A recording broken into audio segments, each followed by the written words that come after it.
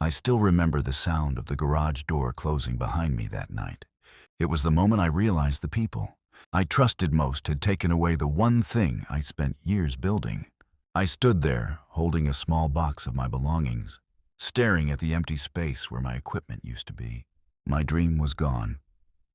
For years, I worked quietly to create my own small business. It was not just a job to me. It was proof that I could build something with my own hands. But my parents made a decision without asking me. They sold my equipment and used my savings to help my older brother, Michael, chase his future. When I confronted them, my mother looked at me and said, "Daniel, your brother needs this opportunity more than you do." The words hurt more than losing everything I owned, because deep inside, I already knew the truth I had avoided for years. My family never saw my dreams as important. They saw Michael's future as an investment and mine as something I could sacrifice. That night, I walked away with almost nothing. But I didn't know yet that losing my old life. I used to wonder when exactly my family started seeing me as the child who mattered less. Maybe it was when Michael won his first school competition and everyone celebrated for weeks. Or maybe it was when he announced his dream of becoming successful, and my parents immediately started planning his future. Michael was always the one people believed in. He was confident, ambitious, and good at making everyone feel like he was destined for something great. My parents talked about him with pride. They saved money for his education, supported his plans, and reminded everyone how hard he worked. I was different. I was the quiet one who enjoyed creating things with my hands. I loved designing, fixing old machines, and finding simple solutions to difficult problems. I never needed a lot of attention. I just wanted someone to tell me that what I was doing mattered. But whenever I shared my ideas, I heard the same responses. Daniel, that's a nice hobby, but you need something more realistic. Your brother is building a real future." Oh, those words stayed with me longer than they probably realized. The hardest part wasn't that my parents helped Michael. I loved my brother, and I wanted him to succeed. The painful part was feeling like my dreams were always considered less valuable. At family dinners, conversations always returned to Michael's achievements, his plans, his opportunities, his future. Nobody asked about mine. I learned to stop explaining my dreams because I already knew the answer I would receive. So I worked quietly, saving every dollar I earned and building something I hoped would finally make my family proud. I thought that if I succeeded, they would finally see me differently. I never imagined that the people I wanted to impress the most would be the ones who would hurt me the deepest. The day I discovered what my parents had done, I was not prepared for how quickly my entire world could change. I had spent almost 3 years saving money for my dream project. Every extra hour at work, every sacrifice, every time I said no to things I wanted. It was all for that one goal. I wanted to build something that belonged to me. It wasn't about becoming rich or proving anyone wrong.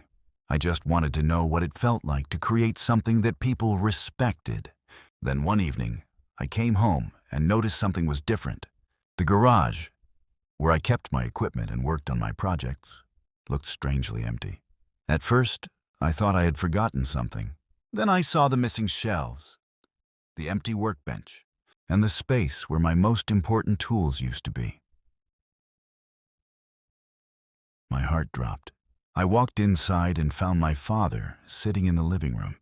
"Where's my equipment?" I asked. He looked away for a moment before answering. "Daniel, we had to make a decision." Those words immediately made me uncomfortable. What decision? My mother walked into the room and said something I never expected to hear. "We sold it, Taff." For a few seconds, I couldn't even process the words. You sold my equipment?" My father tried to explain. Michael had received an opportunity that required more money, and they believed helping him was the right choice. But there was one detail they ignored. The money they used wasn't theirs. It was mine. The savings I had built over years were gone. I looked at my parents, waiting for them to realize how much they had taken from me. I expected an apology. I expected regret.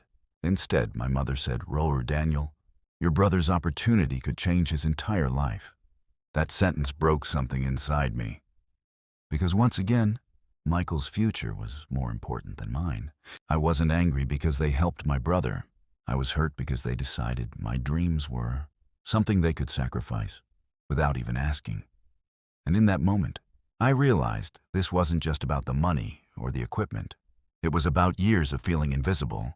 It was about every time I was told to be patient while Michael was given everything. It was about finally accepting a truth I had spent my whole life avoiding. My family didn't believe my dreams were worth protecting. Leaving my family's house that night felt like walking away from my entire identity. I packed only what I could carry: a few clothes, some personal belongings, and the small notebook where I had written every idea for my future business. It was strange holding that notebook because the dream inside those pages felt bigger than everything I had lost.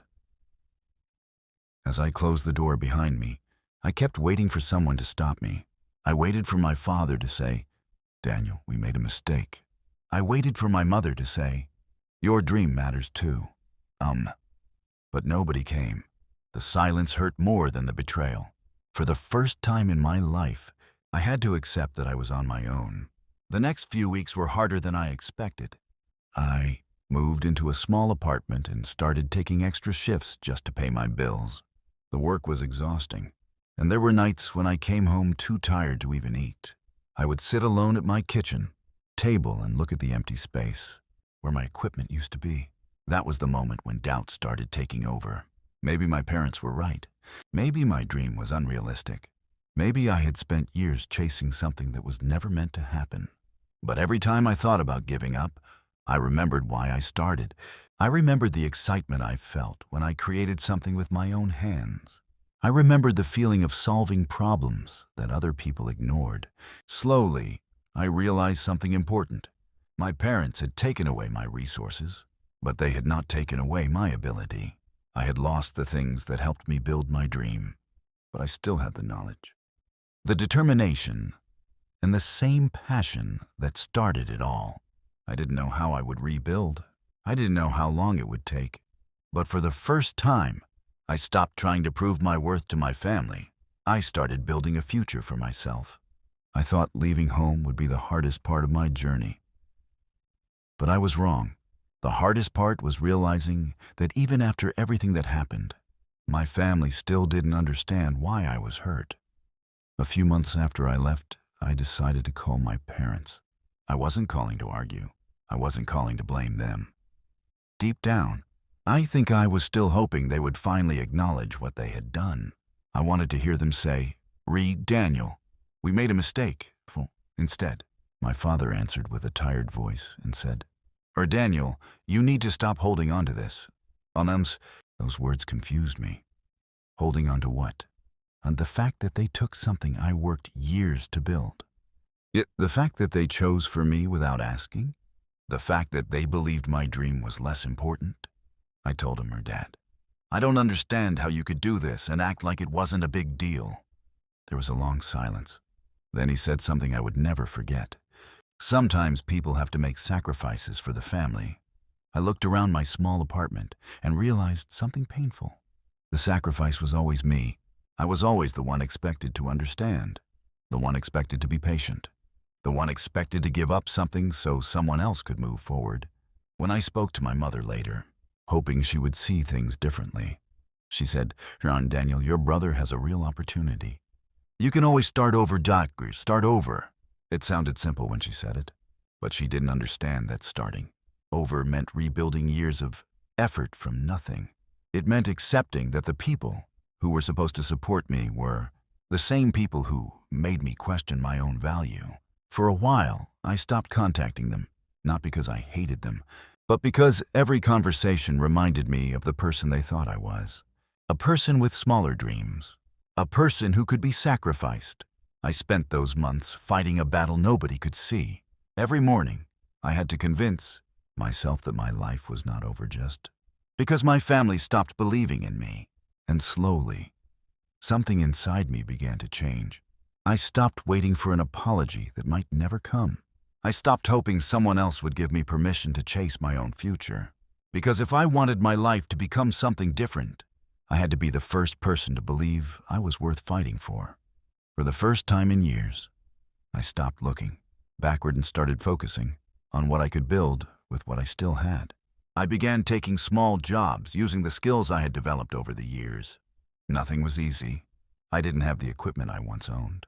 I didn't have financial support from my family, and I didn't have anyone telling me that I was making the right choice. But something had changed. I was no longer trying to prove myself to my parents. I was trying to prove something to myself. One afternoon, while working on a small project for a local business owner, a man named James noticed the way I approached problems. He watched me spend extra time finding a solution instead of choosing the easiest option. After I finished, he looked at my work and said, "You know, most people would have given up after losing what you lost." I smiled and said, "I almost did, Huck." James asked me why. For the first time, I told someone outside my family the truth. I told him how my equipment was sold, how my savings disappeared, and how I felt like my own dreams were never important. I expected him to feel sorry for me. Instead, he said something that changed the way I saw everything. "Daniel, people can take away your tools, but they can't take away the person who knows how to use them." Those words stayed with me. James wasn't just offering encouragement. He saw something in me that my own family had ignored. He offered me a chance to work with him and help grow his business. It wasn't the success I dreamed about overnight. It wasn't a magical solution. It was a beginning. For the first time since leaving home, I felt like someone believed in my ability. I accepted the opportunity, knowing I still had a long road ahead. But as I walked away that day, I realized something important. My parents thought they had destroyed my future when they took away my dream. They were wrong. They had only forced me to discover that my future was never built on what I owned. It was built on who I was. Years later, my parents finally understood what they had done. The dream they called unrealistic had become the foundation of my success. The business they thought would fail was now the reason people respected me. Then one evening, my mother called. "Daniel, we saw everything you achieved. We are proud of you." I stayed quiet for a moment. Those were the words I had waited to hear when I was younger, when I needed encouragement more than anything else. "I appreciate that," I said. "But I needed you to believe in me before everyone else did." A few weeks later, we sat together as a family.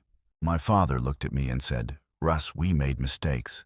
We thought we were protecting the future." I looked at him and replied, "But you never asked me what my future looked like." Questions. For the first time, they understood that losing my dream was not just about money. It was about feeling invisible. My brother Michael also apologized. He admitted he never knew the full truth. I forgave them. But I knew forgiveness didn't erase the past. It simply meant I was no longer carrying the pain they caused. The biggest victory was not proving them wrong. It was finally believing in myself. The dream was never lost. Looking back now, I realize losing my family support was one of the most painful experiences of my life. But it was also the moment that changed me forever. For years, I believed my worth depended on whether my parents believed in me. I thought if they supported my dreams, then maybe those dreams were valuable. But I was wrong. My dream was always valuable. They just couldn't see it.